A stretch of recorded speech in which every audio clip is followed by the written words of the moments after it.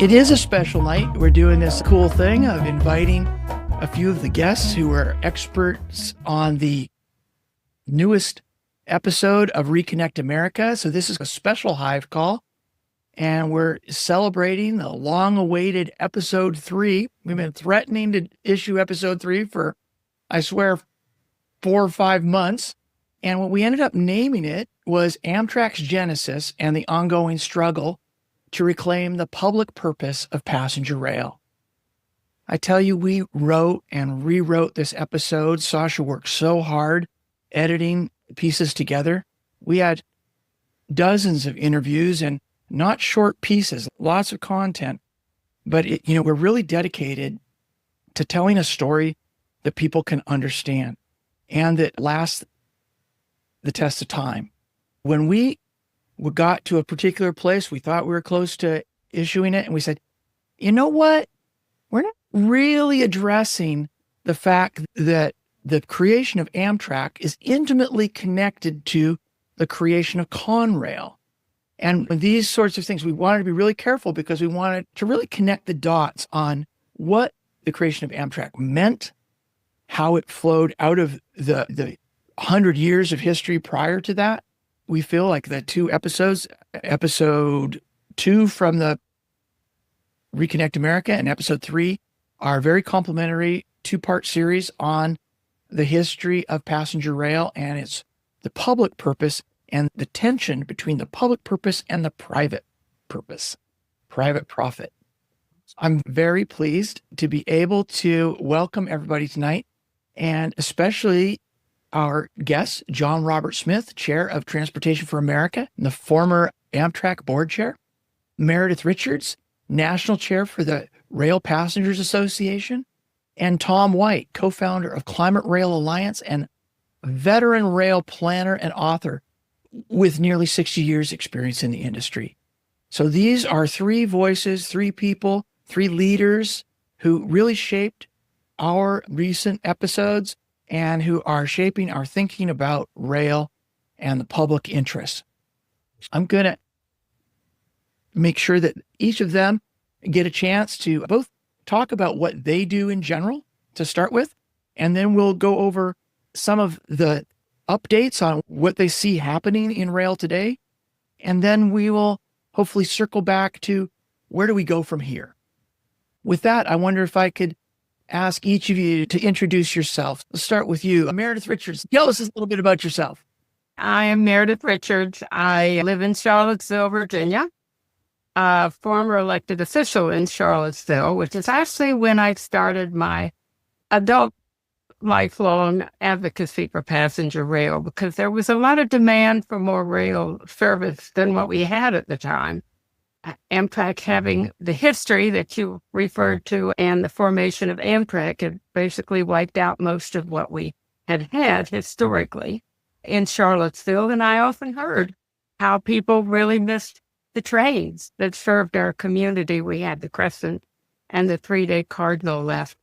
But that's sort of ancient history now. I am chair of the Rail Passengers Association, which is the nation's oldest 58 years old this year, passenger rail advocacy organization.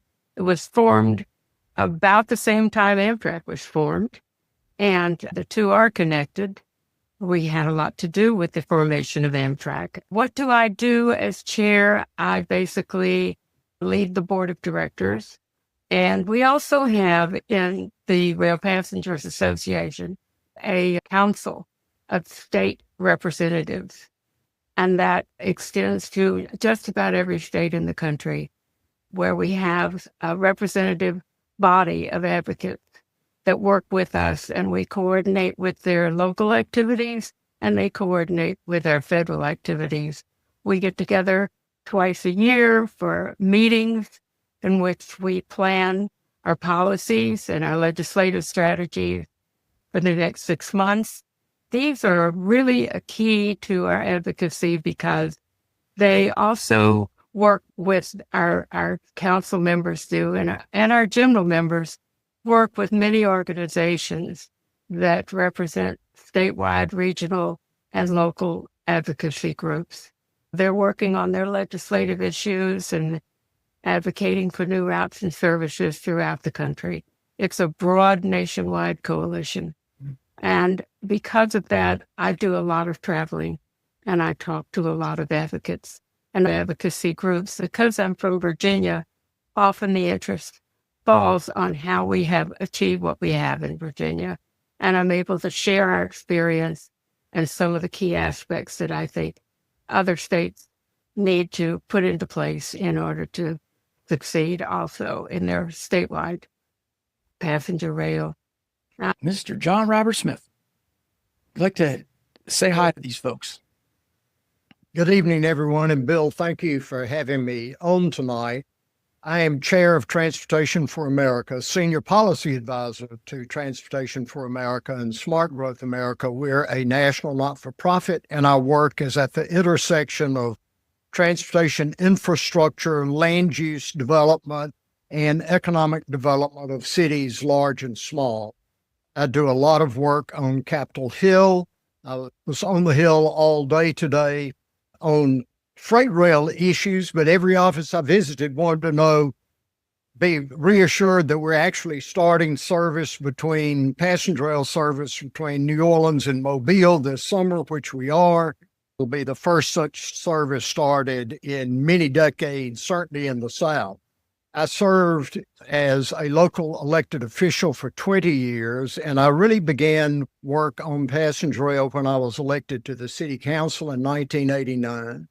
We had a dead and dying downtown, and I desperately needed to bring people back into the living space of the downtown to create a sense of place that would identify us and be a place that others would want to visit and stay and perhaps raise their families. Looking at our strength in the past, which was our transportation connectivity and the fact that we were generated by two freight railroads that crossed and needed a city to emerge in the 1850s, we sought to become the South's first, and we didn't even know the name of it at the time, but it was an intermodal facility for passenger rail, bus, intercity bus, local transit, walkable, bikeable, all in the downtown, and began that work in 1993 when I was elected mayor, and then served 16 years as mayor. It's a strong mayor form of government. From the Whistle Stop tour of 1997, it was from May to December. 37 states were visited, 97 cities, 11,000 miles.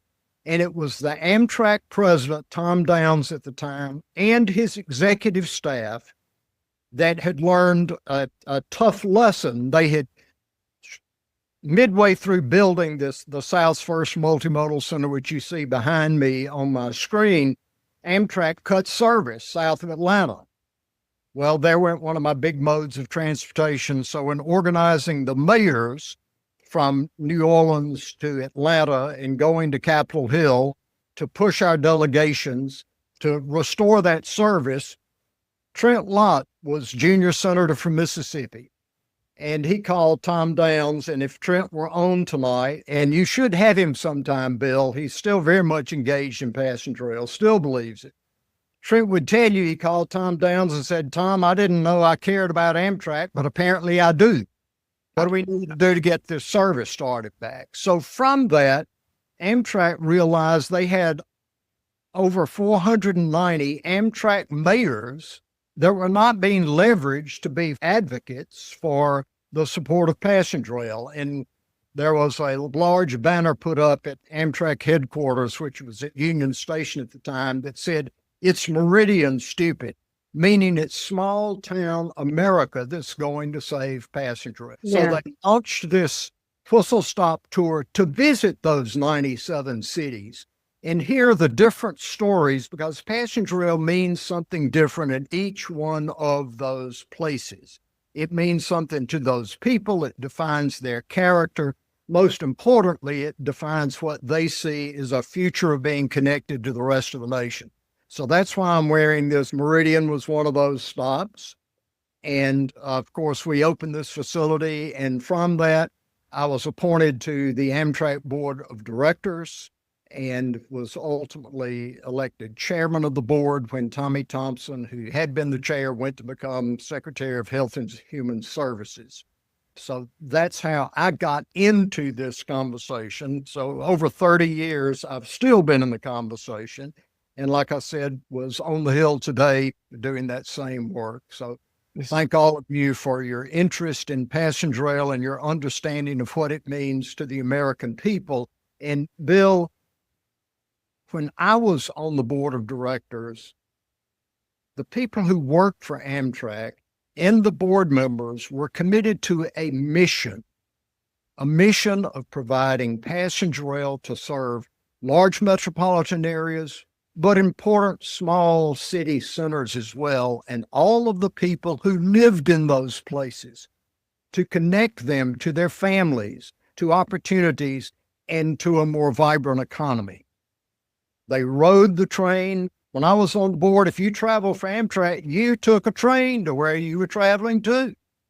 So it forced everyone at Amtrak to use the system that they were working for, and to not only use it, but to listen to the passengers on board who are their customers, and pay attention to those who fund it, who are the American people. Nice. All right. Well, thank you. I think we'll circle back towards this theme and taking a little deeper look at what is Amtrak and how is it doing in a minute. But first, I'd like to invite Tom White to introduce himself. I've been in the railroad industry for coming up on 60 years. I've got 28 years in the Class 1 and Class 1 terminal railroad world. Started in Chicago. I've been a interlocking operator, a telegrapher, a yard clerk, a crew clerk, but mostly a train dispatcher for over 20 years. I started when there was no such thing as a freight railroad, and I was also doing that before they knew you couldn't mix freight and passenger trains. So the place that I started had 14 round-trip passenger trains a day between Chicago and Kansas City, plus about 30 freight trains. And everything was on time. There was, like, you never had to ask the dispatcher, is this train going to be on time? He would call you if it wasn't. Wasn't was the exception. So I did that in Chicago, moved to Bakersfield, California, was a train dispatcher there handling between Los Angeles and Sacramento. And by that time, there were freight railroads, and that was one of them. So I had no passenger trains.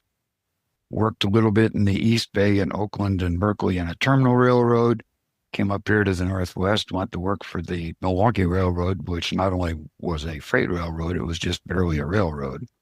Stayed with that until I could see that the ship was sinking. Took some time off to do non-railroad stuff after being totally disgusted by the Milwaukee. When I ran out of money, I went to work for Burlington Northern, got hired as a telegraph operator, train dispatcher.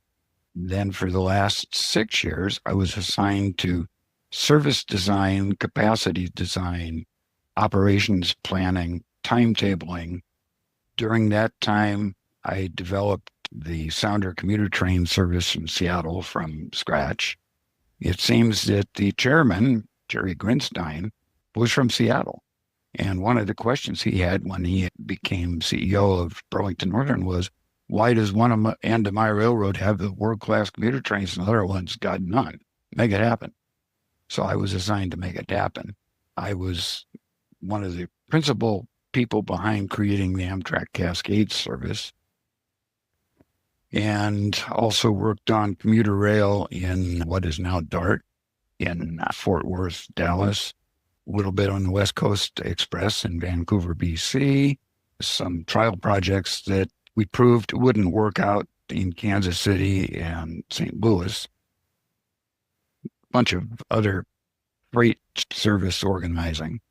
And then in 1997, they said, now, if y'all want to keep on working, y'all are going to work in Fort Worth, Texas. So I thought about the difference between Seattle and Fort Worth for almost a half a nanosecond and became a consultant. There, I've developed a brand new commuter rail system in Mexico City, overhauled the one in Durban, South Africa, and the one in Joburg, South Africa. Worked on commuter rail projects in North Carolina and in Boston and a couple of others. I did some work on Amtrak projects, including some work where BNSF said, well, we need for Amtrak to pay more because they are harder on our curves and freight trains. And they hired me to prove it. And what I proved was that that wasn't the case.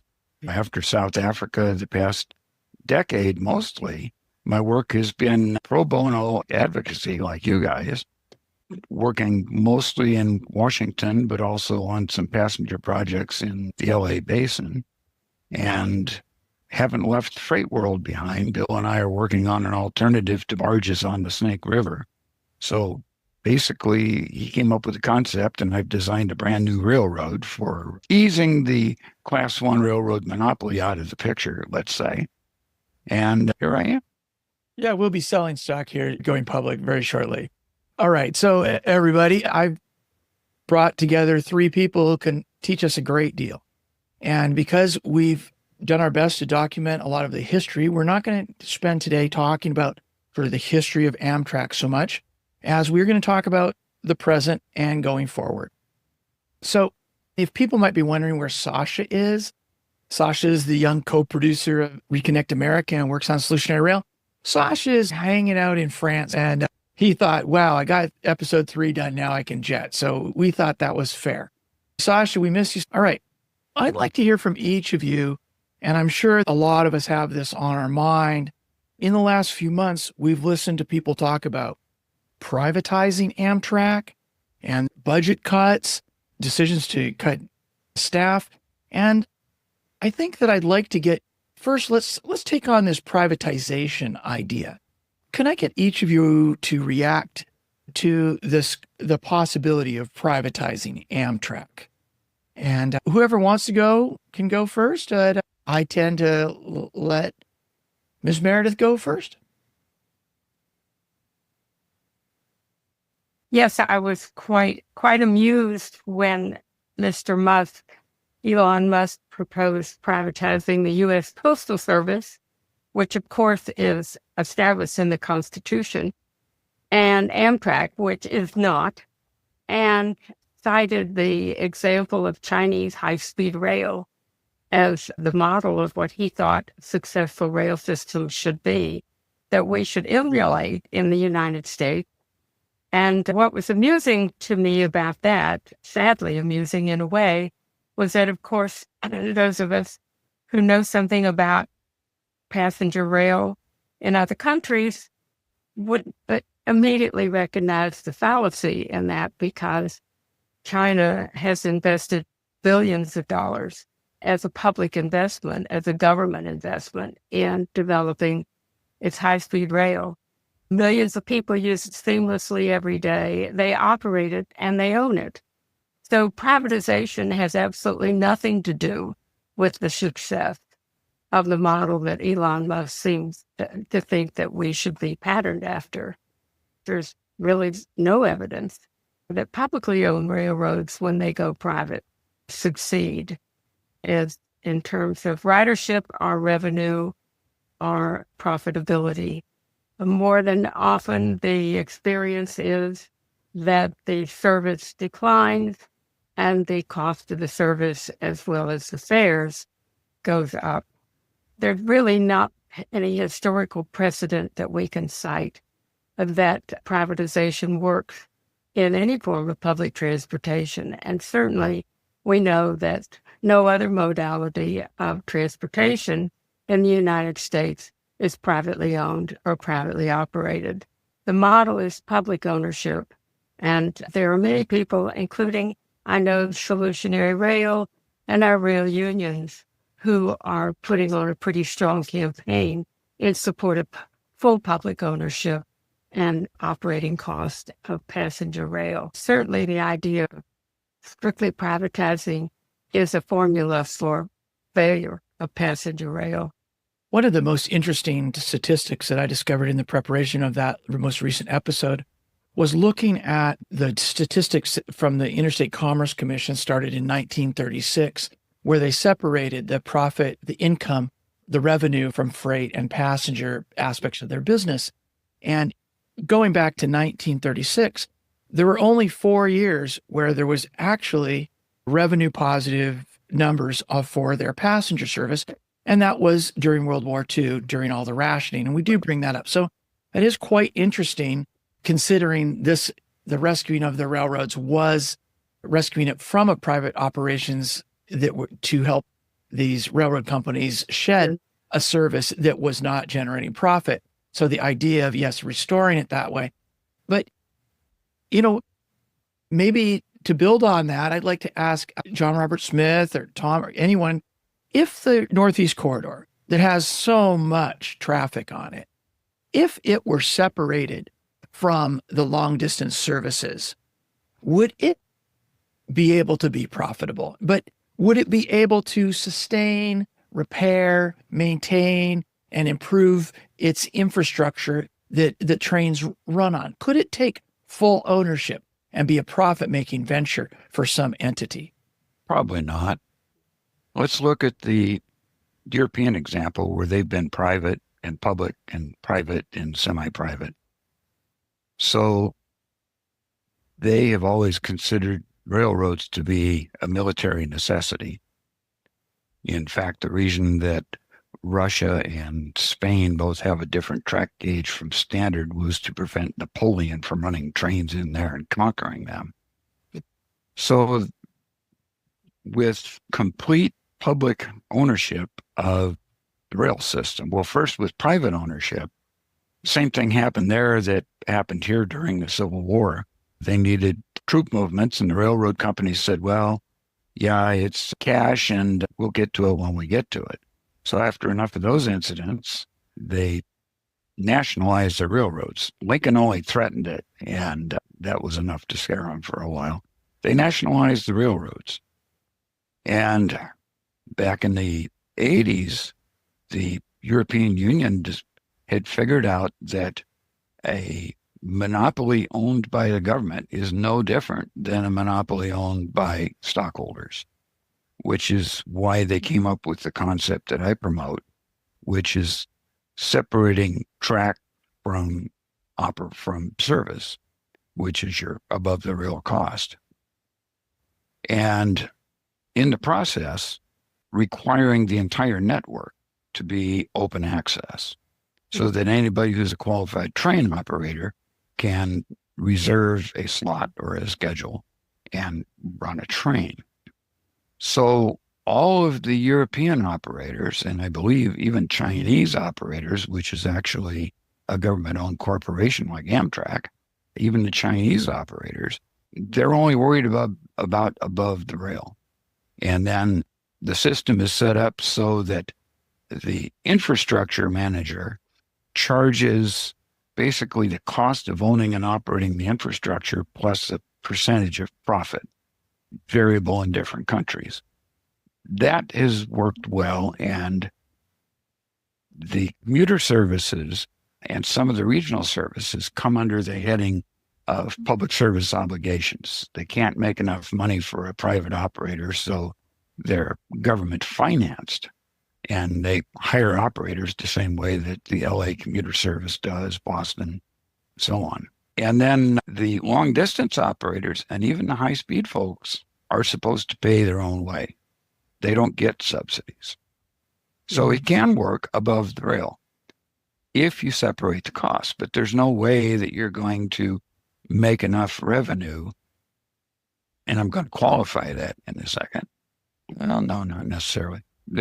You can't make enough revenue to pay for the infrastructure, but then no other mode of transportation does. Right. Buses are subsidized, barges are subsidized, airplanes. So there's no mode that makes enough to pay for its infrastructure. Even air traffic, which has minimal infrastructure, can't pay for it. And they get a long-term benefit because of the fact that the airports are publicly owned and they get the finance on municipal bonds instead of borrowing money on the market. But then if we return to the privatization thing in the first place, the only people who think privatization is any good is the Ferengi. Everything must make a profit. But let's think about this. The government doesn't need to make a profit. Privatization requires a profit. So they are going to either have to skimp on service and infrastructure and such, or they're going to have to pay dirt cheap wages because they're going to see to it that they make their profit. Well, England misinterpreted the EU's requirements in the first place and said, oh my, we have to privatize everything. So they basically sold their infrastructure to a private corporation who promptly quit maintaining it so that they could make profit. And it turned into a wreck of a high-speed train. And then let's go just for a second into the high-speed trains and Elon Musk. The highest percentage in the world is China at 52%. And typically it's 10 to 15% of the passenger miles are on high-speed rail. No, high-speed rail came about when they couldn't improve the conventional railroads anymore, and they had to go to the next step. So there's a lot of conventional railroads that we can't even dream of right now before you're ready for the real high-speed rail. I'd like to, before I asked John Robert Smith to build upon this, because I feel like I have a sense of a variety of trajectories that you can take us down. One question I want to just put out there in the world, and the question has come from doing this work recently, is I kind of wonder if any of the railroads have, if you had to figure out the actual cost of running and maintaining the infrastructure, if any freight or passenger is actually completely profitable, including the cost of the infrastructure. Like, I've just looking at the history, it seems like one bailout, one stock market crash, one intervention, chronic series of interventions. So I'm starting to wonder if anything is profitable except for above the rails. But oh yeah, it is now. Well, don't forget, all those things happened under punitive regulation. Right. Thank you. That's the qualifying piece. Is as long as the public purpose of I'm saying it can't be profitable if the public purpose is actually fully realized and served. So if all the farmers and all the towns and all the manufacturers and all the communities are getting the rail, the shipping, the service that they deserve and that they need to thrive, no, I'm starting to be quite skeptical. If the only way you can do it is through scarcity and manipulating monopolies, I have an inkling that might be where we're going. But John Robert Smith, we are not going to put Amtrak onto a pedestal as our golden calf, because I know that Amtrak wasn't the perfect solution to the problem we were solving. How do you weigh your critique of the way that Amtrak is managed and these other calls and your passionate commitment to seeing communities served by passenger rail? Is that a crazy question to put in front of you? No, not at all. But let's do a little level setting to begin with. First of all, in picking up on what Tom said, there is no transportation system that carries human beings in the world that pays for its total cost of the fare box. Right. Not your personal automobile. When you back out of your driveway, you're on someone else's infrastructure. Right. So I haven't owned a car in 15 years. I live in a very transit-rich environment in Washington, D.C. now. But my income tax goes to pay and fill the hole in the fund to support our nation's highways. And I'm glad to do that. But we must acknowledge that when we drive, we're on infrastructure paid for by a nation. You look at aviation. It's not just the airports and the runways. It's the air traffic control system. It's the TSA agents. All of that is paid by your national government. A national government or federal government exists, any government exists, to provide for you that which you cannot provide for yourself. If it's a city, it's a police force, it's a fire department. For the nation, it's the common defense.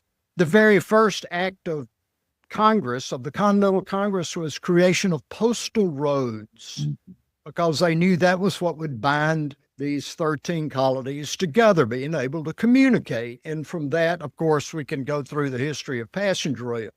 But again, that's a choice at the national government to invest. We did that robustly in the highway system. We have not done that in the passenger rail system. So to answer your question some time ago, can the Northeast Corridor sustain itself, all included? No. Anyone who, if you sell off the Northeast Corridor, whomever buys it is still going to look for the national government to provide infrastructure dollars because they've got a 40 billion estimate of infrastructure needs right today. You look at the deterioration of the catenary through the Northeast Corridor, the trackage through the Northeast Corridor, now equipment failures. We haven't been able to get the new Acela equipment up and running. Lots of issues there. When you lose your sight of your mission, and when it becomes not about providing passenger rail service to a nation, but it becomes about your salary, your bonus. When you have bonuses that over the past 2 years will track in at 50 million a year or 100 million a year bonuses, your mind is focused on the wrong outcome. It becomes very personal. It's not about providing the service. So we've got to get back to a company that understands they exist not for a profit, but for a service. And yes, they're to be efficient in every possible way, but they're still judged by how they serve that customer who needs that transportation connectivity. We can't all be relegated just to the use of the personal automobile. I'll go to see offices and they'll say, well, my people don't ride a train. And I'll say, well, Congressman, your people don't have a train. They can't ride what they do not have. Well, my people want to drive a car, but that's the choice you gave them. They don't have another choice. So we're seeing more and more small towns, rural areas understand that they are dying because they're not connected to a larger economy by other modes of transportation. And the young workforce of today is demanding that. I tell mayors all the time, you tell your people when you're being elected, I want to create a hometown where our young people want to come home and start a family and build a career and a job. Well, if you mean that, you ought to ask them what they're looking for. And one of the things they're looking for is that connectivity to the larger region that's not solely predicated on the automobile, which is becoming more and more expensive to own. So the turn Amtrak needs to make is to get back to a board that takes their governance seriously, that asks very hard questions of the leadership that comes from the public service industry and the rail industry and not necessarily the aviation industry, and a Congress that will provide oversight, that will ask questions about, you paid $100 million in bonuses on top of salaries. What did we get for that? What was the customer experience? How much more robust is the system now than it was? How many more places are you connecting? Wasn't connected to performance at all. It was just bonuses paid with no consequences and no standards that were required in terms And of they now have a bullseye. Go They ahead. now have a bullseye, which they have painted on themselves. yes, and it has They're definitely come back. coming on them for them. And of course, the trick is going to be how to transform Amtrak and not totally Destroy destroy it. passenger rail. And I think there are very solid ways of doing that. We can talk about that more later. There's two interesting points brought up there. First, the post roads. There was a Supreme Court decision in the 1850s that said that all railroads at the time and existing into the future would be considered post roads. So actually, there's a public service intended in the rail network that hasn't been unearthed and used. When it comes to efficiency, back in the days before there were freight railroads, when I was chief dispatcher, my job was to figure out the least expensive way to provide all of the service, not to cut stuff to make it less expensive. And that required a lot of knowledge about how things work, and it required innovation. And that all went away because I worked in the industry going from railroad to freight railroad, but also regulated railroad to deregulated railroad. And after 1980, the job just wasn't fun anymore because it was, well, we're not going to do this. We're not going to serve these customers. We're going to close down these places. That was never the case under regulation. The regulation screwed up because it was punitive. But the good part about regulation was it leveled the playing field for everything financial. Everybody couldn't make deals for financial advantage, so it had to be done on service. And the regulation required providing all of the service. All that went away with deregulation, which puts us in the deep fryer oil that we're in now. Yeah. Well, that's interesting as we were begin to move into creating the next episode and moving from 1970s to 76, et cetera, to 1980 and the Staggers Act. We're also trying to weigh and understand who was asking for this. And I was interested to see some indication that there was reticence on the part of the class ones in terms of embracing the staggers and deregulation. But I want to get back to John Robert Smith's point that the sense of mission, the pressure to professionalize Amtrak, to make it act more like a corporation. And then if you ask something to act like a corporation, and then you get mad at it for acting like a corporation, then who's really to blame for that? And, so when we put a target on their back, they perhaps they got set up, but now they got that target on the back. So what's our Aikido move to take the target off of the back and reorient conversation to the community, to returning service to communities? So as we look to expand passenger rail in the country, and IIJA was transformative in its vision, but unfortunately they couldn't get the money out the door. And you're ultimately measured in any form of government is what was the net result. I always viewed at least my city as a company. I was the president and CEO of the company. My council was the board of directors, but the stockholders, whether willing or not, were the people of the city of Meridian, Mississippi, and I owed them a return on investment. So what is that return on investment? And it should be in the quality of the service that's provided.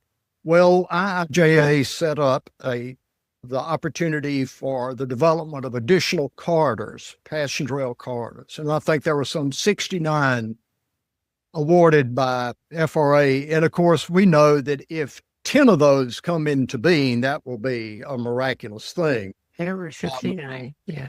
Yeah, I think some healthy competition in the provision of passenger rail would be a good thing. The thing that prevents others from getting into offering passenger rail, basically two things. One is the liability indemnification issue that Amtrak is. Right. Yes. The other is access to equipment, because right now, our tax dollars go to the federal government. They, with grants to Amtrak, purchase equipment for Amtrak, but it's owned by Amtrak. It's not accessible to any other provider that might want to use that service. They could lease it from Amtrak, but you can imagine how attractive would your lease to a competitor be? So I don't think that's realistic. So we're actually working on language right now that we would want to offer in the next authorization bill that would tackle the indemnification and liability issue so that if Tom wants to create a railroad or advise an existing short line or freight railroad to get into the passenger rail business, that railroad would be able to get the same kind of indemnification that Amtrak enjoys. And the federal government indemnifies entities acting on their behalf all the time. So it's a matter of finding, which we're working to do now, adapting existing language, because Congress likes to do something where there's a track record, adapting additional existing language that would allow others to enjoy that indemnification. The second thing is an equipment pool, a national equipment pool. And I would argue if everyone on this call, assuming you paid your taxes, that money goes to the federal government and the ownership of the equipment belongs to the people of the United States who paid for it. And therefore, that equipment should be a national pool of equipment, which Amtrak can lease or purchase, or another provider can lease or purchase. Yeah, if we can solve these two issues, it will go a long way to enticing others to compete for extensions of rail service, whether it's in the South or the Northwest or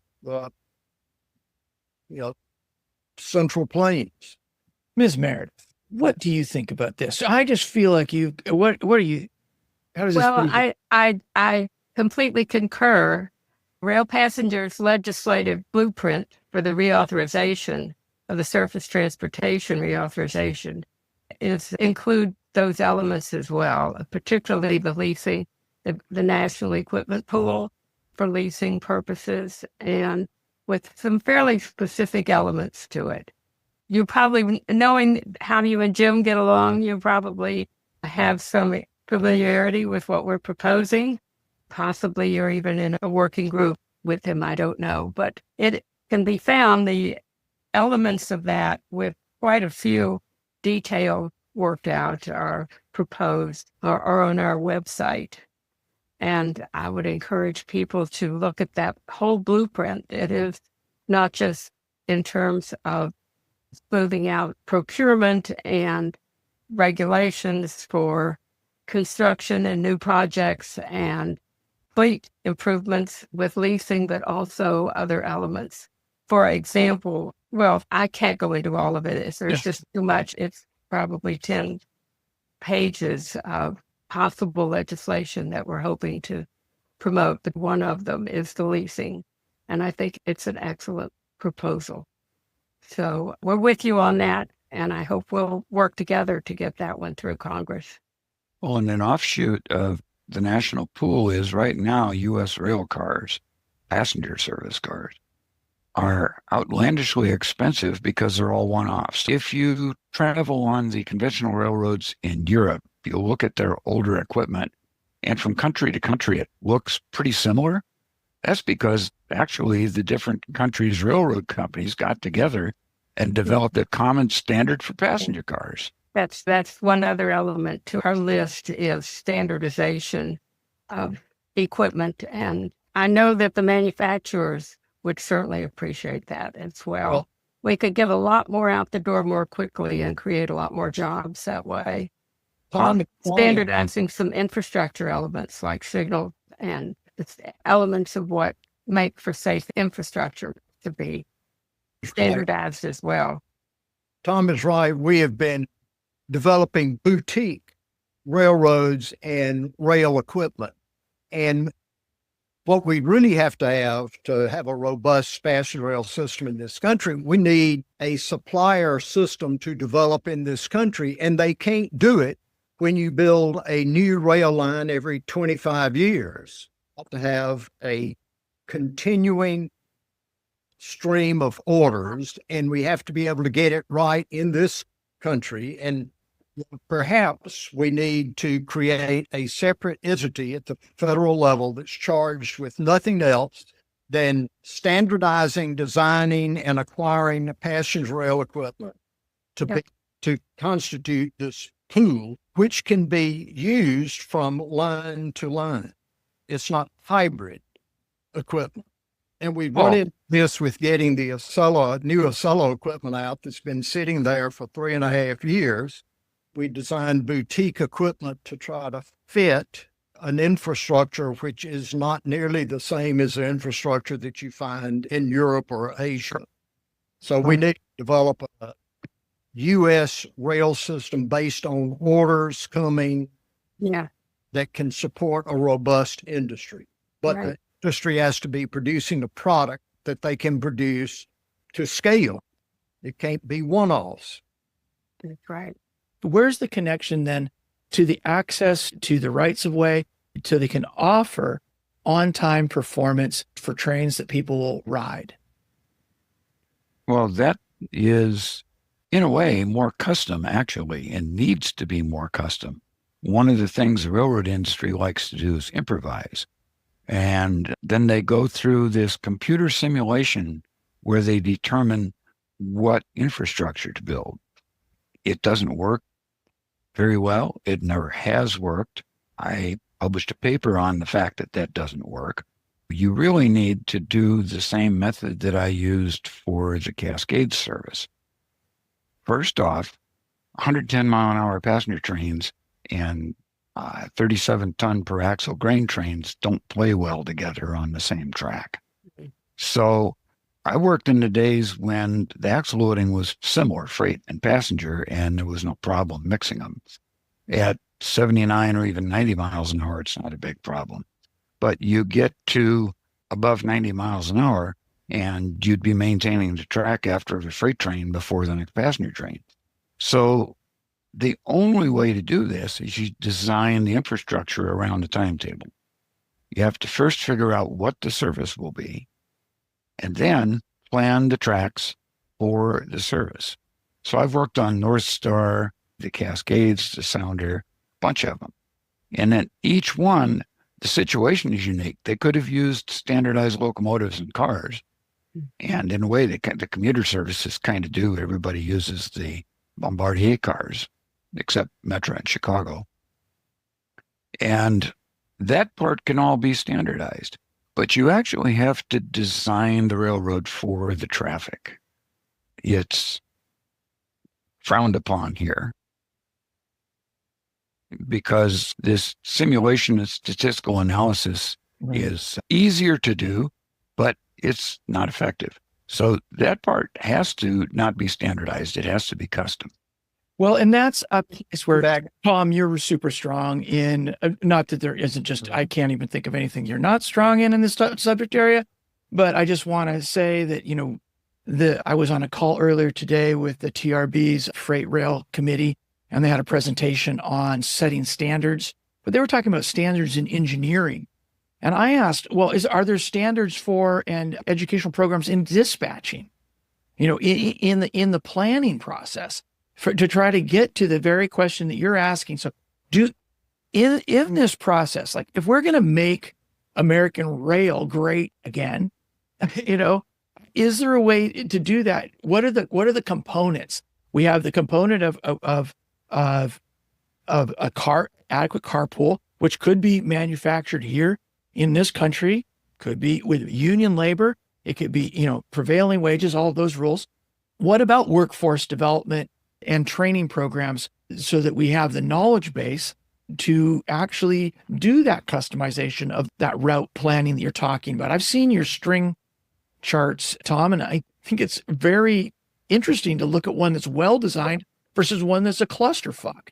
If the rolling stock, the equipment is one of the avenues, is workforce development design a part of this, y'all?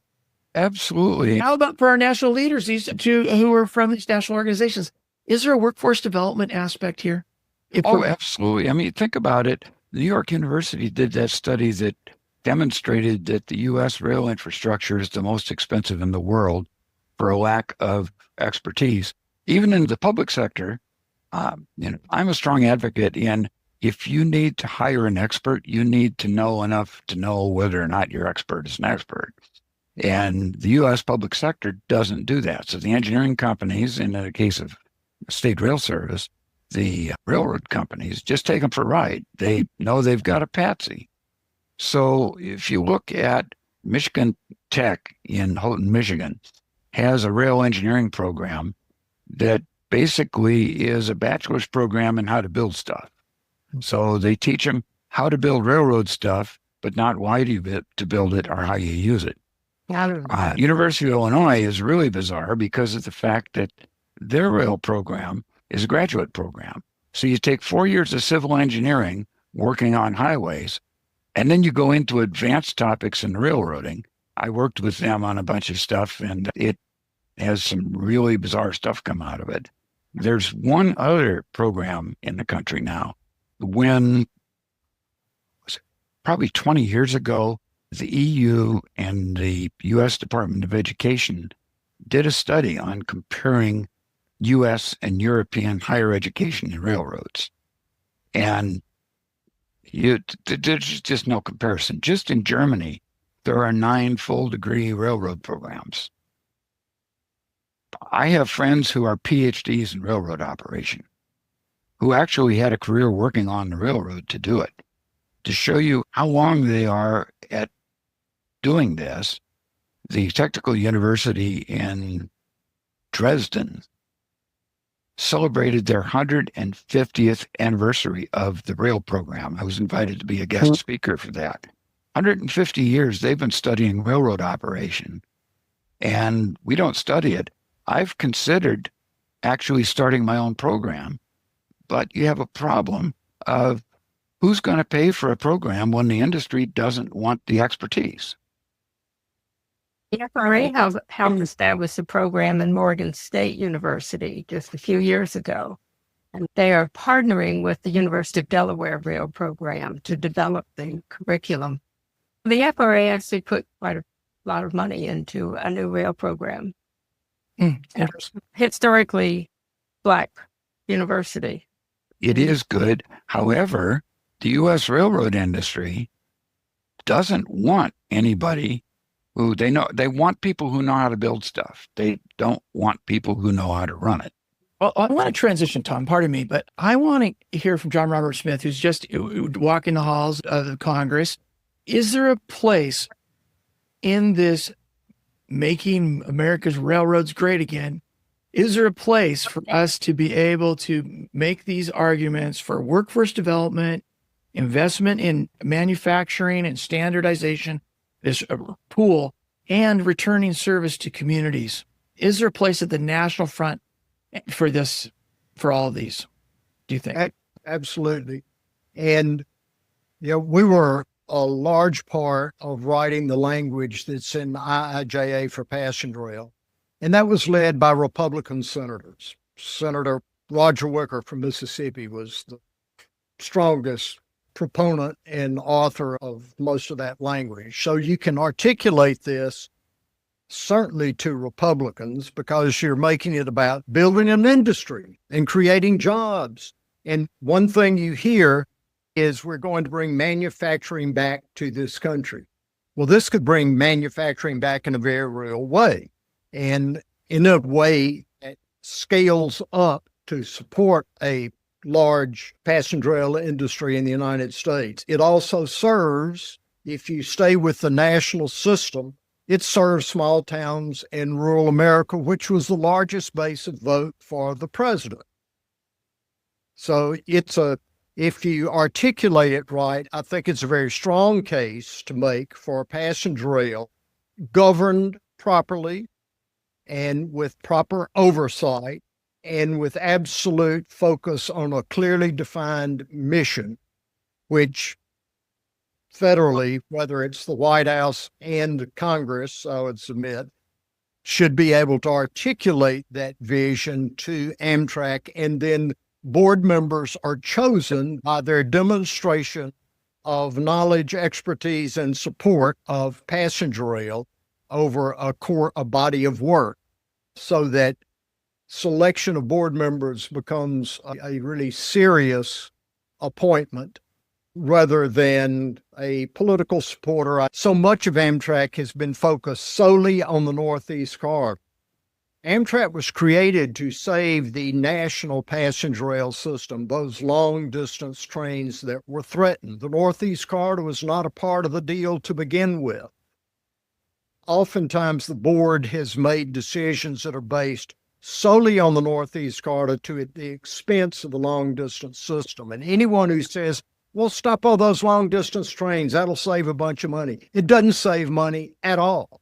All of that backup house that's borne by the long distance system is transferred over to state supported trains in the Northeast Corridor, which becomes even less attractive financially with those back of house add-ons. You lose all the revenue and you lose the connectivity that the long distance trains bring to state supported trains and to the Northeast Corridor as well. And keep in mind, during the height of COVID, long distance trains carried more people and returned more revenue to Amtrak than the Northeast Corridor and the state supported trains combined. Wow. That's very interesting. Thank you. There's a point that actually, when you talk about Congress, needs to pique their interest, and that is that the railroad industry insists that they will be destroyed by passenger trains. Experience from before there were freight railroads shows that's false.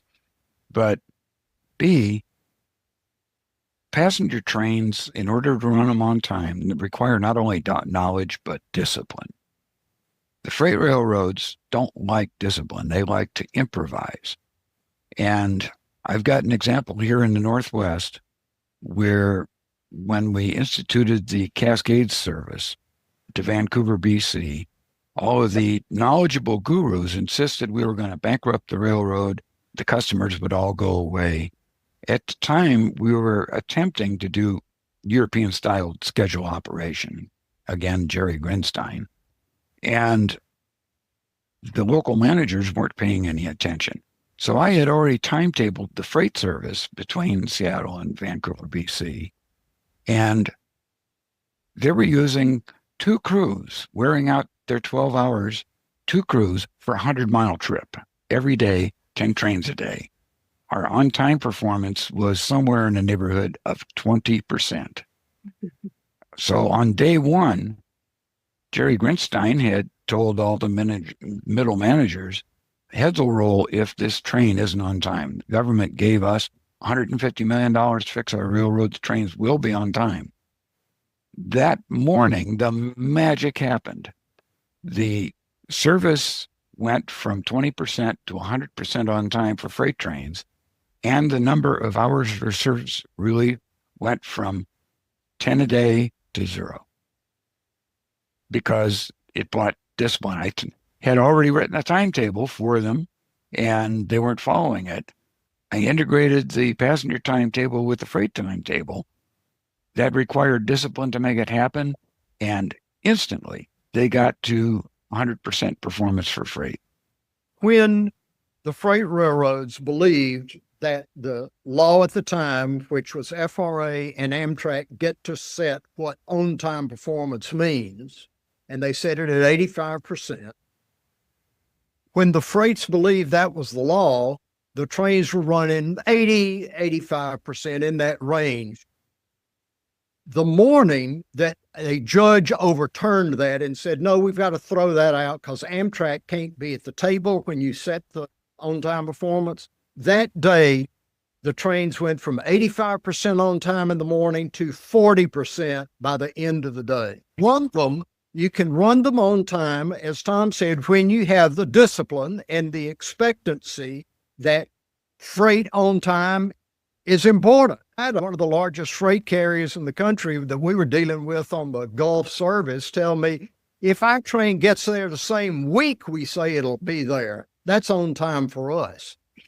I think Tom would agree that the string models, which Bill used a non-railroad term to describe bad string modeling, but it's only as good as the inputs you put into it. And if a freight company holds their modeling in a black box, they can put whatever they want to into it to get the outcome that they want. And we saw that happen with the Gulf service saying they would need $2.4 billion of infrastructure. And this nation went to Mars for $2.3 billion, and we're trying to get to Mobile. I'm going to try to do a quick pivot. We don't have a great deal of time left. This normally would end at 6:15 in about 5 minutes. And if folks want to stay on a few more minutes, I appreciate that too. But I would like to pivot towards our next steps. And what's the role of states at this moment in terms of increasing and improving passenger rail service, public investment in rail? It seems like the concept of dedicated funding has been really important for you, Meredith, in Virginia. We know that the folks in Oregon were working on a bill this year to try to find a dedicated funding stream using a tax or a fee on tires. From your experience, Meredith, what do you think the role of the state organizing is in terms of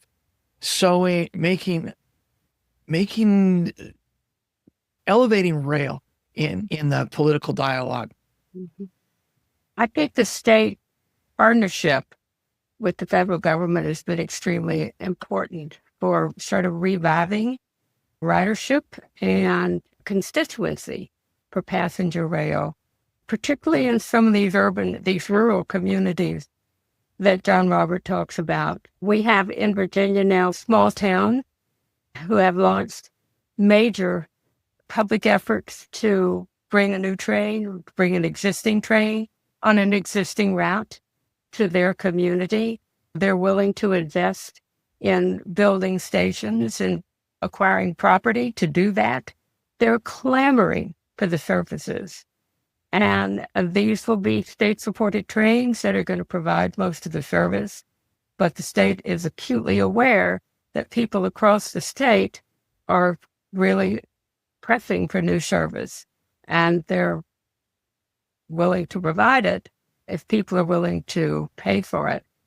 I think this is really what's driven new life into passenger rail in this country. The states have invested. They've started many new routes. They're corridor services. They're 750 miles or less, but they do connect. Usually they'll connect with the national network. So I actually think it's been a very good and smart move for the country. And the Corridor ID program will only increase the robustness of those services because more states will start to invest in them. I do think there need to be some federal incentives and maybe distribution of federal money to help the states that are not currently prepared to do that, to gear up to do it, to help them with planning and construction and even possibly with some operation for the trains. That's been a problem in many states, is that the states are not ready. They're not prepared to do that. And I think with some federal incentives, they might be able to do it because I do think the demand is there. When I go to Congress and I do what John Robert was talking about doing, and that is going to see particularly the Republican congressmen, they typically have got constituents in rural communities who either have and really are committed to their rail service or looking for new rail service for their communities. So they're acutely aware that they have people in their district who are demanding new service, who are very committed to their existing services. And they tend to be rural areas. You know, the urban areas have got, of course, their service is very important to them too, but they also often have other alternatives. So I do think that the state programs have been extremely important, and we need to help more states do them. Mm-hmm. And this is another thing I just want to throw in there, the 750-mile threshold that some people may or may not know about, that the federal government doesn't take on, Amtrak won't take on the funding of any corridor that's under 750 miles, which then is a disincentive for the states because how many states have 750 miles worth of distance in their routes? But so I'm wondering about, okay, what's the role of the federal government? What's the role of states? But what is the role of the states for the organizers and the local advocates? Yeah, well, I think that's actually, at least as in my travels to work with advocacy groups, I'd say at least as many of them are organized around new corridor routes rather than new national routes. They might be part of an interstate coalition that's looking for a new national route or to be part of an existing route. But I'd say more of them are really advocating for the shorter routes to connect to one of the national routes. The Southern Rail Commission is the oldest such commission in the country. It's over 40 Right. years old. It was authorized by an act of Congress, but it was created by 3 states, Mississippi, Louisiana, and Alabama. Right. It wouldn't be the top 3 states that would come to anyone's mind about investing in passenger rail, yet all 3 of those states have done so because of the press from local governments to their state government to invest Yeah. in completing this service, which will be known as the Mardi Gras service, running from Mobile to New Orleans through 4 cities in Mississippi, based on the financial return to those communities. So we worked with the University of Southern Mississippi, the Trent Lott Institute, so it wouldn't be a liberal think tank, very conservative economic development entity, to study the economic impact of running that service. 2 round trips a day, every station gets 4 trains a day. For the state of Mississippi, it's $240 million a year positive impact after a one-time investment of less than $20 million in support of a Chrissy grant for implementation of infrastructure there. Louisiana has also invested, as well as the city of Mobile. In all 3 forms of government, we need a strong federal partner. So we created the Chrissy Grant Program, Consolidated Rail Infrastructure and Safety Initiative Program. In a year, Congress said no new programs, which is why it's called Consolidated Rail Infrastructure. And the Restoration Enhancement Grant to provide that operating support so you can build up the revenue and the brand name. Strong federal partner providing those opportunities to compete for funds and make your case for investment in what will be freight rail infrastructure in most cases. The state then is a partner in supporting financially both the implementation of infrastructure and the revenue support, and they must work across state lines. So that's why you need a commission. We developed the language for the interstate rail commissions to be authorized in order to do that.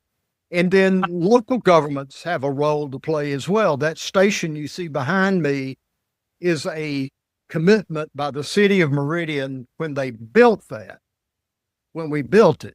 So a city will be all behind building an interchange on the interstate because we talk about, oh, look at the economic development that will come. Well, that station is an interchange on an interstate of steel that has a passenger train on it. And that station has returned $197 for every $1 the city put into that structure. Mm-hmm.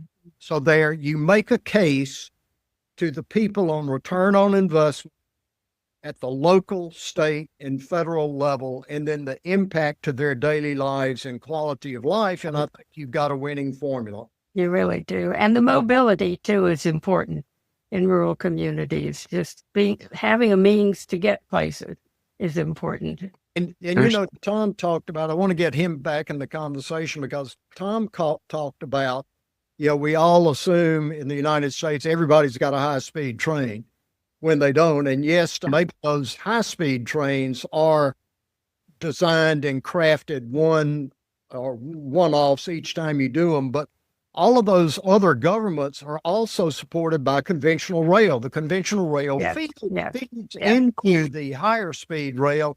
And what would happen in this country, Tom, they don't have to go 200 miles an hour. What if a passenger train, if their average speed beat the automobile? That's what you need to do in this country. At least start beating the automobile. You're clocking at 75 miles an hour average running speed.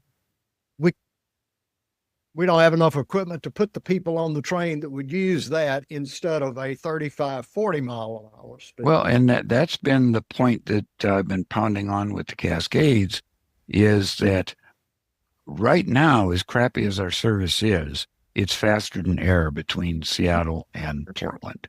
If you count the whole thing, the air people say, well, it's only 85 minutes wheels up. Well, yeah, but you got to use wheels to get to the airport and get out of the airport, go through the metal detector, and on and on and on and on. One of the things that ties all of the conversation together, and it's really important, is that Amtrak sure looks like they have the mission of ignoring the long distance trains, and they do work real hard at promoting the state services. Well, let's see. Amtrak is the default contract operator. They get paid. They don't use any of their money. They're the default equipment owner. They get paid. They don't use any of their money. They get paid for the management. That's why they love the commuter services, because they don't use any of their money. They get paid. And the Amtrak monopoly is just as bad as the freight railroad monopoly, actually. And we talked about that earlier. We need open access passenger service where Amtrak is not the default equipment owner and default contract operator, so that maybe they will quit this charade of downgrading as much as they can get away with the long distance trains and promoting the trains that they get paid to run. Well, that leads back to solving the liability. That's exactly what I was going to say. The indemnification is the attraction there. That's why the states depend on Amtrak. Well, and then brings us back to this equipment pool thing too, because I don't want to be buying trains for private corporations. I don't want to pay for Brightline's trains, but I wouldn't mind if Brightline wanted to rent trains from us. And let's be clear, Brightline in Florida is not a high-speed rail. It's 110, 120, maybe 125 miles an hour. So, in Washington State, we did successfully, we haven't gotten the governor's signature, but my understanding is that if he doesn't sign, it goes into law anyway. We got a bill passed pushing for a higher standard of service by the Amtrak Cascades. When we come around to this next session, our challenge is going to be trying to figure out, how do we pay for the investments that we want, which what we really want is we want dedicated passenger track. And we want a new master agreement with BNSF to share the corridor, to build out what Tom had originally designed, a system that basically has 200 miles of dedicated passenger track between Portland and Vancouver, BC. We want it to have a high 88% on-time performance. We want 14 trains a day between Seattle and Portland and 5 trains a day between Seattle and Vancouver, BC. And we want that. We've got a challenge, though, because they're going to say, oh, this is money. You're just going to keep asking us for money. Well, yeah, we need a source of funding. So we're trying to figure out what's the next steps on that. And whether it's that we take an Oregon type strategy, or we try to, I don't know if we can get to any of the gas tax money like you do in Virginia, because that's already going to the Climate Commitment Act, I believe is there.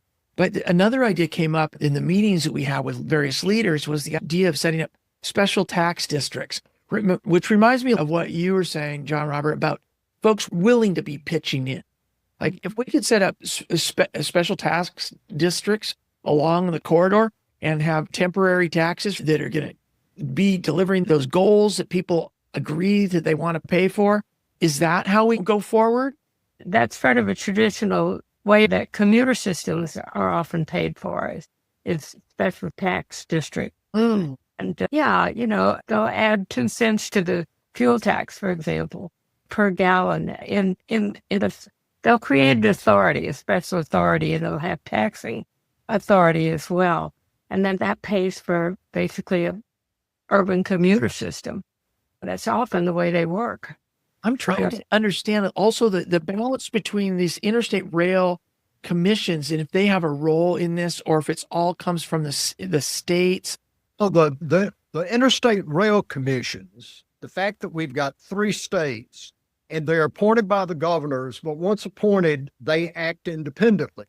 So a 3-state commission, you have an election that doesn't go your way in a state and there's a governor that's not supportive, or a DOT secretary that's not supportive. You can weather that period of time because you've got 3 states sharing the burden.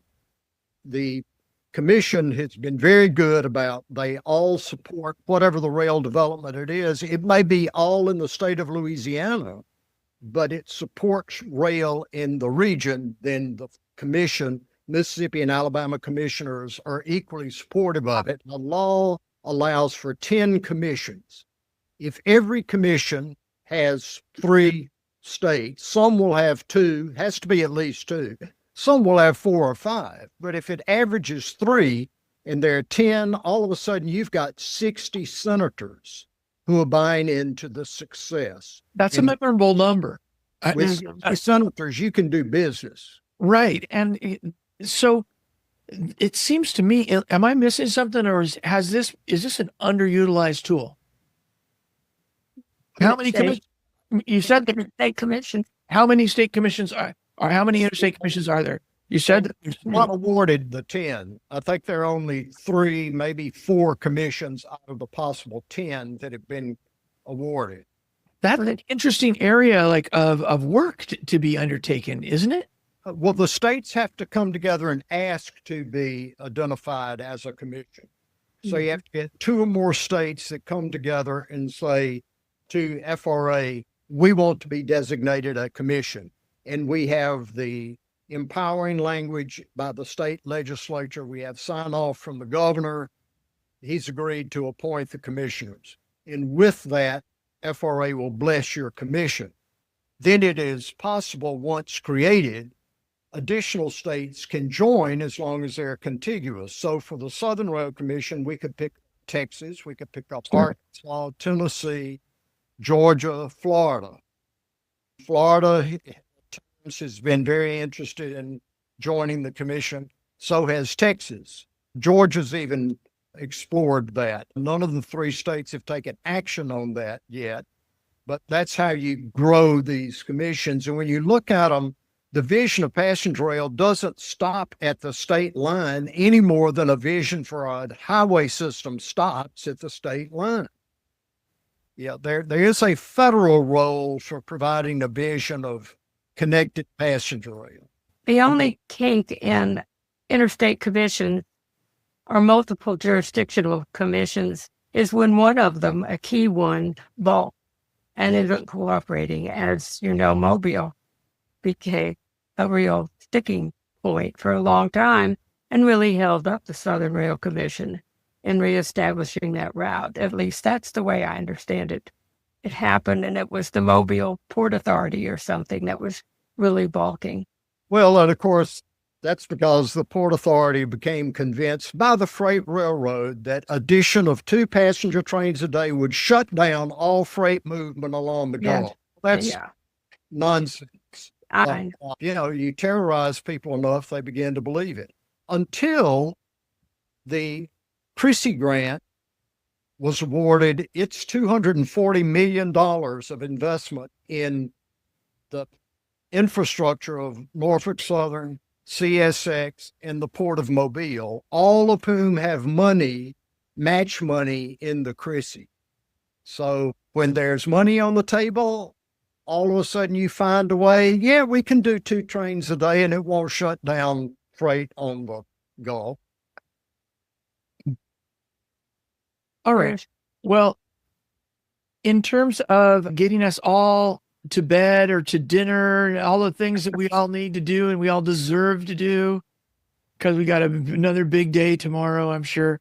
I'd just like everybody to take a turn going around and share, what's your source? What's your seed of hope and inspiration? What do you want to see from rail advocates and folks around in the grassroots? What's the source of hope right now? That's really a broad question. When I speak with other groups, I tell them that the reason Virginia is where it is today in terms of development of our passenger rail, our $4 billion Transforming Rail in Virginia initiative, is because we've had 30 years of experience in rail policy development in the state. And I think as far as advocacy goes, that's really what I've been doing for many years. But I've also been president of the Virginia Rail Policy Institute for 15, now going on 16 years. And our role has been to complement the advocacy efforts of Virginians for high-speed rail with equally intense policy work in the state, so that we've been working for 30 years, literally, to develop rail policy initiatives in the state. And that began with Mark Warner's governorship and the first dedicated fund for rail infrastructure capital projects that the state put into the state code. And that developed into a passenger rail operating and capital fund as the next step. And then there was the next step and the next in policy development in law in Virginia. And it all culminated in 2019 when we launched an initiative that will literally double the amount of passenger rail service and do almost 100% increase in our commuter rail service on the I-95 corridor and increase frequencies on other routes in the state-supported routes, that is, as well. And it also initiated at the same time a passenger rail authority, which manages all of our passenger rail operations now, as well as construction of new projects, and a Commonwealth Rail Fund. And Tom, I saw you shaking your head when you said fuel taxes will never be used for rail, but in point of fact, that's what's happening now in Virginia. Constitution in Washington. Okay, maybe not, but I have hope for every state that with enough development of rail policy, and you have to push just as hard for these policy developments as you do for new routes and new services. And I don't think most of our organizations around the country who are working towards those goals of more routes and services understand the role that rail policy plays. If you don't have that government infrastructure, if you don't have those laws that are enabling laws, and if you don't have the funding mechanisms in place, you're going to have a very hard time, at least with your state-supported services, and achieving the things that you're aspiring to. So I think my hope is that more people who are advocating and who have as goals more routes and services understand the critical role that policy plays within states. And I think that is happening, actually. I know that state legislatures now are starting to introduce more policy legislation that would establish, for example, a separate Department of Rail from their DOT, which is a very critical rail policy. And so I think my hope is that more states will develop more enlightened rail policies, and we have to help them do that. I think more advocates are coming to understand that. You make me want to have a boot camp for a rail policy. Very good idea. And a database, a clearinghouse for rail-related legislation to be shared across state advocates. Because why are we all recreating the wheel in these places? I did notice that Texas had a long train limiting bill in its legislative session that had the same 8,500 feet that we had in Washington state. So maybe that something exists, but if it doesn't exist, maybe we could collaborate to help it come into it. Every state is different, of course, and your base of laws is different, so that some states can't do things constitutionally. For example, Virginia, in its constitution, is unable to own any rail asset or rail infrastructure. It's literally in the Constitution that the state can only own park and roads.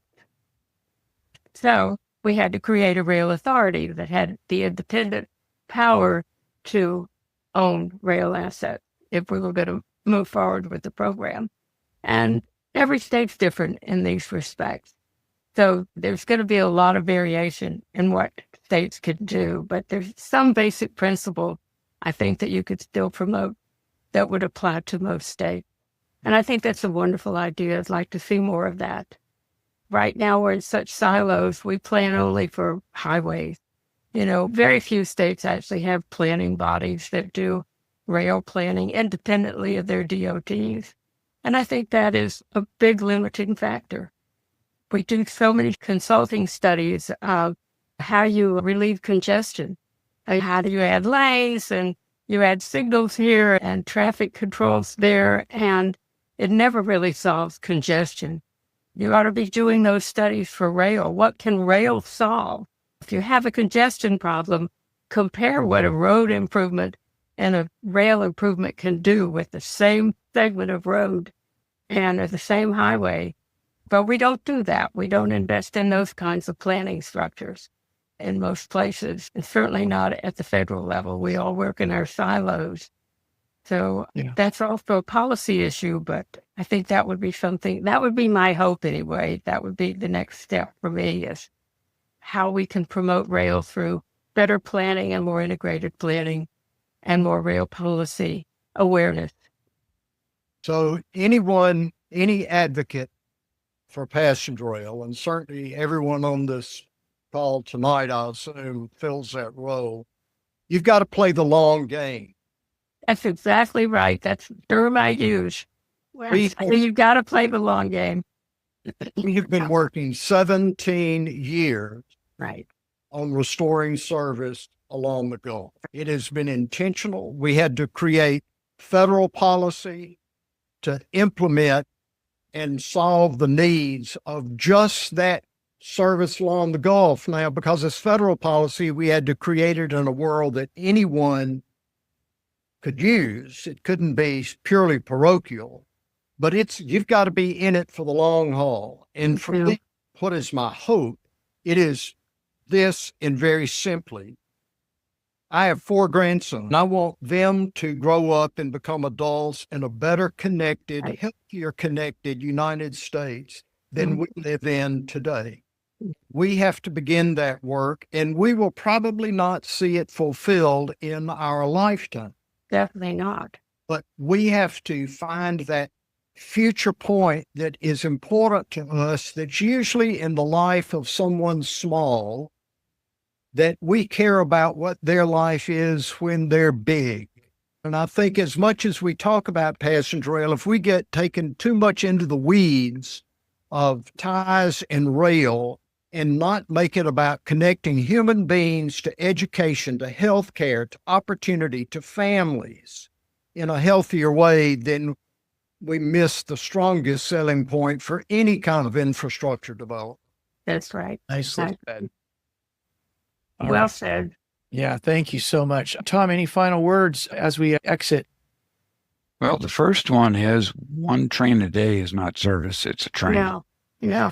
And the whole thing about education is that right now we have, well, in Washington State, the rail nuts are, a handful. Throughout the country, it's a couple of handfuls. And part of the mission for Climate Rail Alliance, one of the reasons we put it together, is education, not the education for how to build and run a railroad, although I've written 3 textbooks on that, but also on convincing the public what railroads do, why it's important to them, the whole policy thing. I've done 2 books on that, so that they actually go to the legislators. It's not just us train nuts going around asking for money for projects they don't understand. We need to educate the legislators, because right now the legislators learn everything that they know from the people who are supposed to be their transportation experts, which is the highway department, and the Class 1 railroads, who, because they're lazy, in their best interest, they don't want any passenger trains at all. So our mission has been to educate the public to what rail transportation is and why, and to try to educate the lawmakers in what it can do, how it can do it, and why it's important. Right on.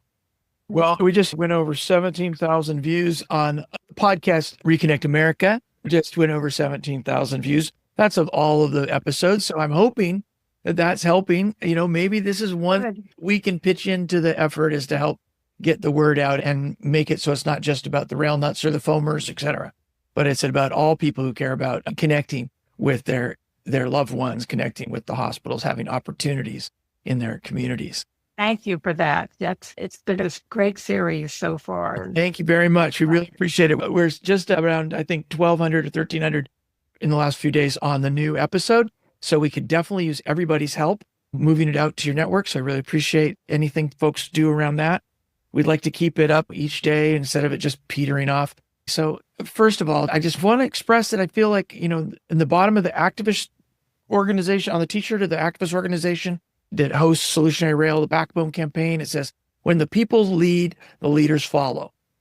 Now, that may or may not be always true, but I think that somewhat at a certain point, it is true. So let's hopefully we get the people leading on rail, and so the leaders can follow.